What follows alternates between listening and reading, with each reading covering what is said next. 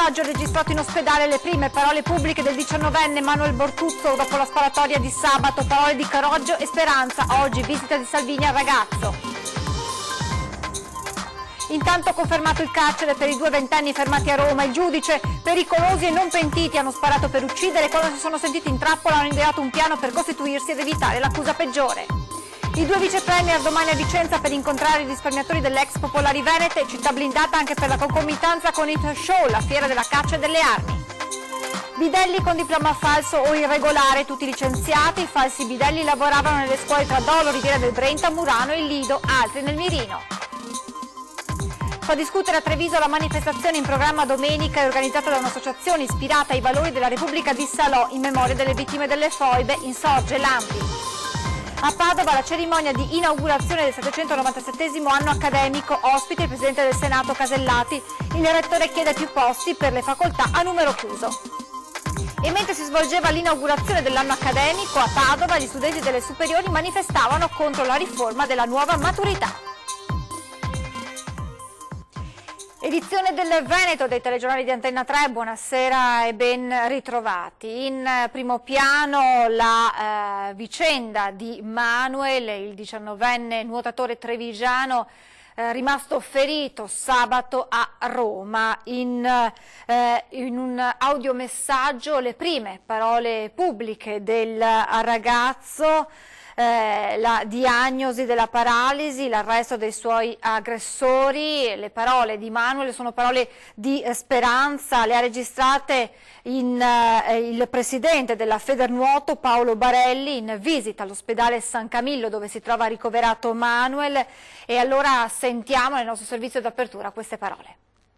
Come potete sentire dalla voce, sto bene, non mi aspettavo tutta questa calorosità da parte vostra, veramente mi avete fatto emozionare tutti, se potessi vi abbraccerei uno a uno tutti quanti, io vado avanti qua adesso per la mia strada e vedrete che torno più forte di prima, e a presto ragazzi tutti quanti, grazie, un abbraccio. Intanto restano in carcere due ventenni fermati per il ferimento di Manuel, dure le parole del GIP, e oggi a sorpresa visita del ministro dell'Interno Salvini in ospedale a Roma. Hanno sparato per uccidere e quando hanno capito di essere in trappola hanno ideato un piano per evitare l'accusa peggiore. Individui brutali, il cui comportamento dimostra come, nonostante le dichiarazioni di disperazione di queste ore, non si erano affatto pentiti al momento di costituirsi in questura per gli spari che hanno fatto piombare Manuel Bortuzzo nell'incubo della paralisi. Per Costantino De Robbio, il giudice delle indagini preliminari che ha convalidato il fermo facendoli restare a Regina Coeli con l'accusa di tentato omicidio premeditato, Lorenzo Marinelli e Daniel Bazzano hanno sparato quel sabato sera con un solo scopo: togliere di mezzo il loro bersaglio. Nell'interrogatorio i due giovani di Acilia si sono avvalsi della facoltà di non rispondere perché, ha detto il loro legale, quello che avevano da dire l'hanno detto in questura. A parlare allora è l'ordinanza di custodia cautelare, con frasi inequivocabili. Il tentato omicidio appare inconfutabile, scrive il GIP, essendo stati esplosi numerosi colpi di arma da fuoco verso le parti vitali della vittima, con evidente tentativo di ucciderla e non di ferirla. Gravemente lacunosa, continua il giudice, appare la ricostruzione del movente. Sembra evidente che i due, una volta appreso dagli organi di stampa del ritrovamento dell'arma con le impronte del Marinelli, abbiano deciso di costituirsi provando a circoscrivere la responsabilità al solo sparatore, senza riuscire a fornire però una ricostruzione dei fatti minimamente convincente. Ma non è finita. Per il giudice appare assoluta la pericolosità dei due indagati che, dopo aver programmato un omicidio non riuscito per cause indipendenti dalla loro volontà, hanno poi ideato un piano tendente a garantire almeno parzialmente la loro impunità, dimostrando la tendenza al delitto e l'assoluta mancanza di resipiscenza. Insomma, nessun ravvedimento. È altamente probabile, infine, scrive il GIP, il rischio di reiterazione perché denota l'assoluta mancanza di controllo e l'estrema pericolosità degli indagati, che non hanno esitato a programmare un omicidio brutale senza apparente motivo, per poi allontanarsi ridendo. Intanto la rabbia aumenta di pari passo con la solidarietà e la vicinanza a Manuel. Ieri a visitare il nuotatore in ospedale Max Rosolino, Oggi, a sorpresa, è passato al San Camillo il ministro dell'Interno, Matteo Salvini.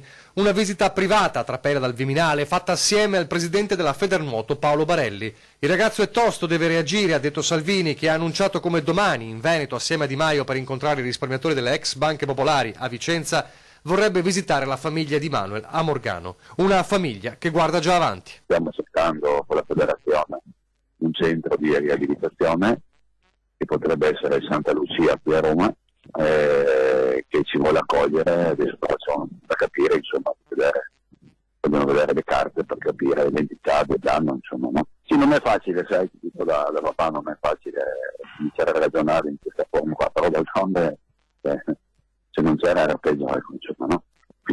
Quindi avanti. In tanti stanno mandando messaggi di speranza a Morgano domani sera, anche con la preghiera. Di miracoli li aspettiamo tutti, perché il ragazzo è giovane, quindi però la preghiera secondo me sta bene a tutti quanti. Come avete sentito, domani i due vice premier Di Maio e Salvini saranno a Vicenza, una città blindata per una serie di eventi in concomitanza, tra cui la fiera della caccia e la partita di calcio, oltre appunto all'arrivo dei due ministri che parteciperanno all'assemblea dei risparmiatori delle banche venete in programma al centro Sport Palladio. Antenna 3 seguirà in diretta i loro interventi nel corso delle edizioni dei telegiornali. Siamo alla cronaca. Bidelli con diploma falso o irregolare, tutti licenziati, la scoperta di un dirigente di Venezia. I falsi bidelli, tutti napoletani, lavoravano nelle scuole tra Dolo, Riviera del Brenta, Murano e il Lido, ma il caso è destinato ad allargarsi ulteriormente. Licenziati seduta stante i falsi bidelli scoperti nel veneziano perché in possesso di titoli o diplomi non riconosciuti. Tutti i falsi bidelli sono provenienti dalla Campania, da Napoli per la precisione. Principalmente abbiamo riscontrato che queste persone che vengono qui e dicono di essere tutte regolari provengono proprio da quella regione. Allora io alla collega ho scritto che l'ufficio scolastico regionale del Veneto da tempo ha messo in campo anche un'azione, diciamo, di ispezione, di verifica di titoli, e se ci sono delle scuole che regalano i titoli, queste devono essere bloccate dalla regione stessa. I due licenziati lavoravano all'Istituto Comprensivo Ongaro del Lido di Venezia, 3 al momento i casi segnalati a Murano invece, diversi altri nelle scuole di Dole e della Riviera del Brenta, che proprio in queste ore stanno ricevendo un provvedimento disciplinare che porterà alla risoluzione del loro contratto. E quindi, siccome sono entrati non in ruolo da graduatorie nazionali ma legate alle graduatorie dei singoli istituti, le scuole si stanno attivando e noi come Regione, insieme all'ufficio scolastico regionale, che è il Ministero sul territorio, stiamo monitorando la situazione. Com'è emerso questo sottobosco? Perché è chiaro che una persona magari che ha lavorato che ha lavorato in Veneto nelle nostre scuole si è vista magari sopravanzare, scavalcare da qualcuno e ha chiesto ragione di punteggi, ha chiesto ragione di titoli, e lì scavando, verificando abbiamo scoperto che il quadro è ben diverso da quello regolare. Caso che ora dopo ora, a detta dell'assessore regionale di reparto, sembra essere destinato ad allargarsi e ad assumere proporzioni sempre maggiori e non si esclude anche di possibile matrice criminale. E stiamo raccogliendo dei dati che presenteremo perché hanno dei tratti anche significativi di una diffusione di questo malcostume, perché si tratta alle volte di dichiarazioni fallaci, mendaci, alle volte di titoli che non sono corretti, alle volte di scuole che, come ho detto già alla collega della Regione Campania, vanno verificate. Restiamo nel veneziano con due storie di violenze in famiglia, 2 distinti episodi gravi accaduti in centro storico e a Mestre. Liti violente in famiglia, con il caso più grave accaduto ieri in pieno centro a Mestre, dove un 53enne ha minacciato di morte la povera mamma con un coltello per avere i soldi necessari per la droga. Fatto più che triste, dir poco deplorevole e spregevole, per il quale il figlio snaturato è stato rinchiuso in carcere. Già in precedenza accusato di rapine e danni della mamma, non era la prima volta che la minacciava di morte, sempre per lo stesso motivo, per il quale era già stato condannato a scontare una precedente pena e per questo stesso finito in carcere, a dispetto dell'ammonimento del questore che lo invitava a non molestare più la già provata mamma. Carabinieri che sempre ieri sono intervenuti anche a Venezia in un appartamento del sestiere di Cannareggio per sedare una violenta lite tra una coppia di veneziani, 33 anni lei, 46 lui, legati tra loro anche da un rapporto di convivenza. L'alterco scoppiato sembra per il rifiuto della ragazza di far entrare il compagno in casa, quindi dagli insulti sono passate le vie di fatto. Alla fine ad avere la peggio tra i due è stato soprattutto l'uomo, che ha riportato ferite da taglio multiple su varie parti del corpo, presumibilmente procurate da un pezzo di vetro di una bottiglia o da una scheggia di un quadro rotti, oltre alla frattura del quinto metacarpo della mano destra. La prognosi per lui è di 30 giorni. Ci spostiamo a Treviso, dove continua a far discutere la manifestazione in programma domenica, organizzata da un'associazione ispirata ai valori della Repubblica di Salò, manifestazione in memoria delle vittime delle foibe, e insorge l'ANPI. Sentiamo perché. Secondo me commettono un reato e noi stiamo anche valutando chi ha dato le concessioni che possa anche incorrere in un reato di tipo penale. Va giù duro l'ANPI provinciale, che appena avuto notizia della manifestazione in programma domenica a Treviso in memoria dei caduti delle foibe, organizzata dall'associazione Continuità Ideale, ha scritto a prefetto e sindaco per chiedere che venga vietata e che non vengano concessi gli spazi al corteo. Si dichiarano eredi della RSI. La RSI sono i fascisti di Salò, quelli che hanno torturato, che ne hanno fatte di tutti i colori nel nostro paese, ma anche in Jugoslavia. Una presa di posizione forte, quella dell'ANPI, che spiega come non si sia di fronte ad una libera espressione del pensiero, ma ad una provocatoria violazione della stessa Costituzione, che alla 12ª norma finale vieta la riorganizzazione del disciolto partito fascista. Non solo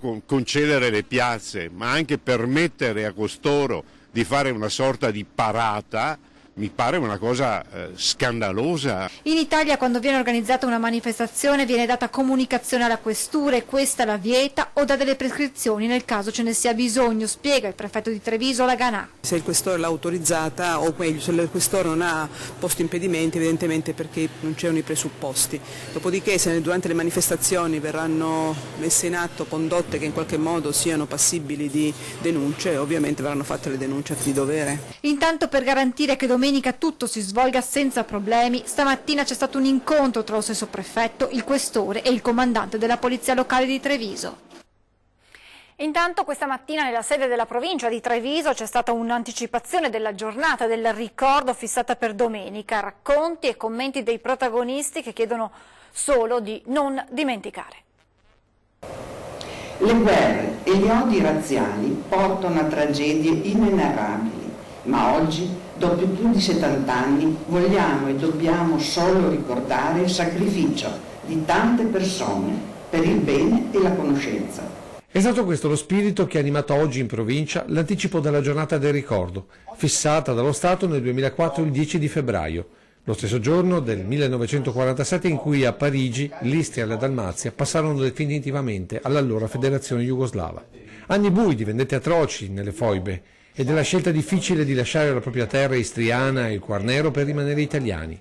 Drammi personali e familiari taciuti per decenni, che le polemiche di questi giorni dimostrano non essere ancora stati consegnati alla storia, con i partigiani da una parte a rinnegare l'orrore delle foibe e i nostalgici dall'altra parte a sfilare in onore ai caduti, esibendo Aquila e Fascio Littorio che ci portarono su quell'abisso. Un triste spettacolo per i figli e i nipoti di quegli esuli che chiedono solo di essere ricordati e non usati. Nessuno si può in nessuna maniera appropriare o in senso negativo dicendo no, queste cose non sono accadute, o in senso positivo esaltandole. Quello che è avvenuto è una cosa che deve appartenere a tutti, e questo è il mio sogno, dobbiamo riconoscerci al di là delle appartenenze ideologiche, delle visioni del mondo, dobbiamo riconoscerci in questa difesa della memoria e condanna per quello che è stato. Il capo della Procura Militare di Roma, titolare di inchieste scottanti su stragi della Seconda Guerra Mondiale, parla di quanto sia difficile la memoria condivisa da Cefalonia alle foibe.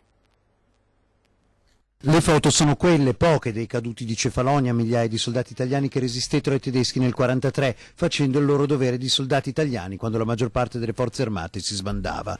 Ora sappiamo che quel gesto è una delle pietre fondanti della nuova Italia, ma tuttora entra a fatica nella memoria condivisa di tutti. Lo dice il capo della Procura Militare di Roma, che in uno studio realizzato con Isabella Insolvibile fa il punto sui documenti dell'inchiesta.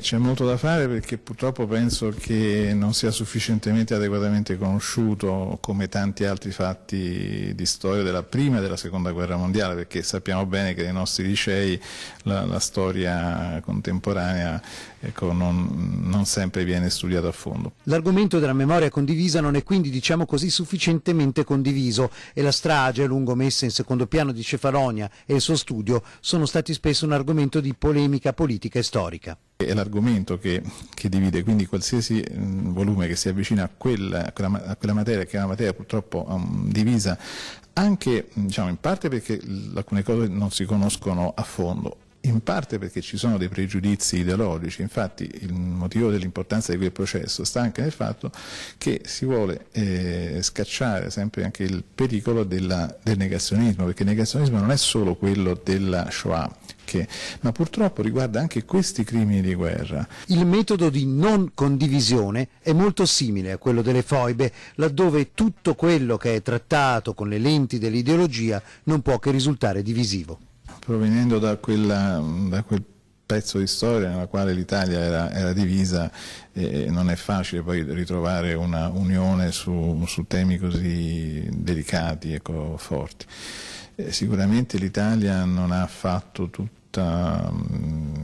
i conti col passato, come forse li ha fatti maggiormente la Germania, però credo che proprio per questo dobbiamo offrire ai giovani e soprattutto ai giovani, agli studenti, delle fonti di conoscenza per poter conoscere delle cose che altrimenti, se non si conoscono, non si possono neanche ricordare. È il momento di fermarci per una brevissima pausa pubblicitaria, tra poco.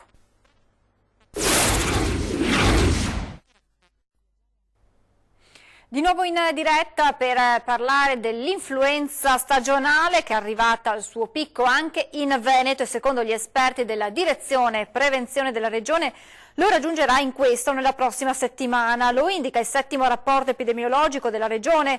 L'incidenza regionale, ancora in aumento, ha raggiunto 12,60 casi per 1000 residenti, il che significa che in questa settimana si sono messi a letto circa 61.800 pazienti, 255.500 dall'inizio della sorveglianza. Il virus ha provocato finora 41 casi gravi con complicanze, con 9 decessi, 5 segnalati dall'USL Eugania, 2 da quella scaligera e 1 ciascuno da Marca Trevigiana e Serenissima. Come ogni anno la fascia di età più colpita è quella pediatrica tra gli 0 e i 4 anni.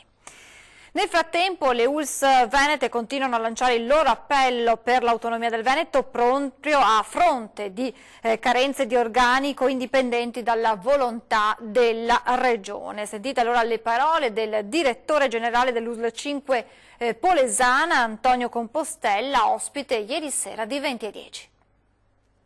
Rispetto al numero di medici, che è stato definito come necessario per garantire una corretta attività nella nostra ULSS, 482, numero avallato anche dalla Regione, dalla programmazione regionale, oggi mancano 50 medici, ma non perché la Regione non autorizza l'assunzione di questi medici o ancora peggio c'è una strategia, una politica di riduzione, di tagli degli organici come qualcuno ancora magari pensa. Assolutamente no, la collaborazione della Regione è piena, l'autorizzazione ad assumere è garantita, totale e assoluta. Il problema è che oggi c'è una carenza di alcune figure specialistiche, anestesista rianimatore, medico del pronto soccorso, l'oculista, il radiologo, l'ostetrico, il pediatra, va bene.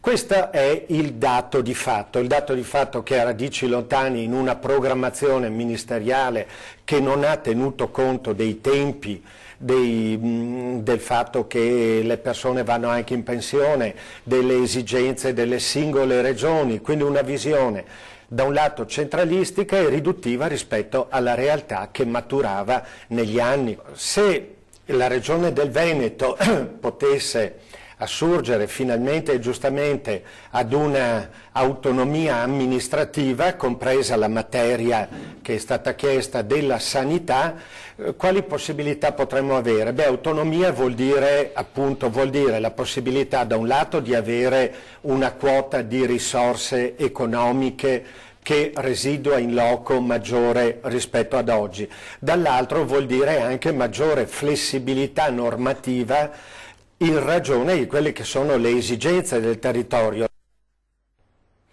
Cerimonia di inaugurazione del 797° anno accademico a Padova. Ospite la Presidente del Senato Casellati. In questa occasione il Rettore ha chiesto più posti per le facoltà a numero chiuso.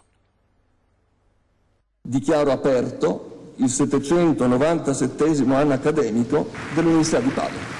In 3 anni 729 assunzioni suddivise in 297 promozioni e 423 nuovi docenti. Altre 200 procedure sono ancora in corso. La solennità dell'evento raccontata dai numeri dell'investimento sul capitale umano. Così il Rettore dell'Università di Padova ha inaugurato il 797° anno accademico. Un lungo discorso che è anche il bilancio dei suoi primi 3 anni a capo dell'Ateneo Pattavino. Anni in cui si è investito molto sulle infrastrutture con un piano edilizio da 150 milioni di euro.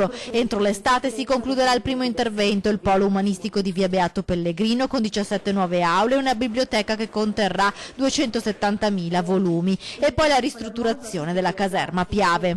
È stata completata la selezione tra più di 60 candidati nazionali e internazionali dei 10 invitati a presentare un'idea progettuale entro la fine di questo mese. Dal Rettore l'appello a non fermare mai le risorse per la ricerca, per un Ateneo che è tra i primi 5 in Europa per scambi Erasmus, e poi la richiesta di aumentare i posti per i corsi di laurea. Chiediamo un aumento per quest'anno del 20% dei posti nei nostri corsi di medicina e chirurgia, però è chiaro che io questo lo voglio inserire, oggi lo percepiamo con i medici, ma il bisogno di laurea, di innovazione, di competenza nel mondo del lavoro è un problema dell'intera società, quindi io vorrei che l'investimento fosse su tutta l'università. Ospite d'onore all'inaugurazione la Presidente del Senato Maria Elisabetta Alberti Casellati, ex ricercatrice dell'Università di Padova. L'università, più di ogni altro luogo di formazione, debbano qualificarsi come spazi di libero insegnamento e soprattutto di libero apprendimento. L'Università di Padova ora si prepara alle celebrazioni per gli 800 anni nel 2022. In programma eventi che animeranno tutta la città, la creazione di una nuova collana di studi storici e una nuova sede di ricerca e comunicazione scientifica. E mentre si svolgeva l'inaugurazione dell'anno accademico in città, gli studenti delle superiori manifestavano contro la riforma della nuova maturità.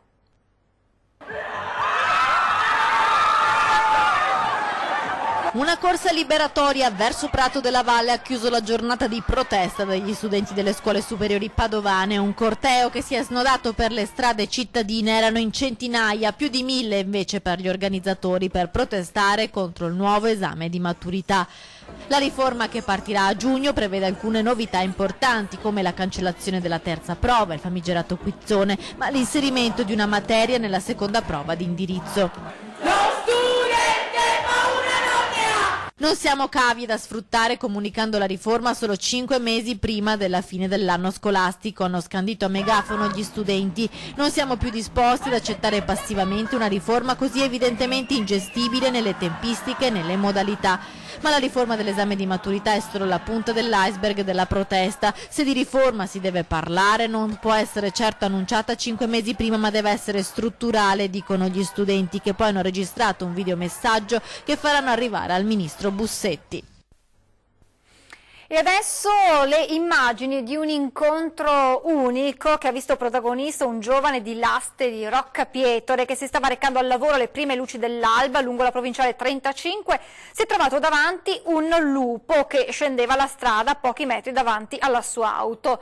L'animale, alla vista della vettura, ha iniziato a correre davanti. L'automobilista ha così immortalato la scena con il suo cellulare. Potrebbe trattarsi dello stesso esemplare fotografato pochi giorni fa in paese tra le case in pieno giorno. Vi ricordo l'appuntamento con 20:10, torneremo a parlare del dramma di Manuel Bortuzzo, ospiti in studio Daniele Rossirolla, sindaco di Morgano, paese in cui vive la famiglia Bortuzzo, e Bernardo Bernardini, presidente Triathlon Treviso, che perse l'uso delle gambe precipitando con un ultraleggero e che oggi appunto corre le gare di triathlon. Il suo caso è un messaggio di speranza per Manuel. È tutto, vi lascio le previsioni del tempo, grazie per l'attenzione e buona serata.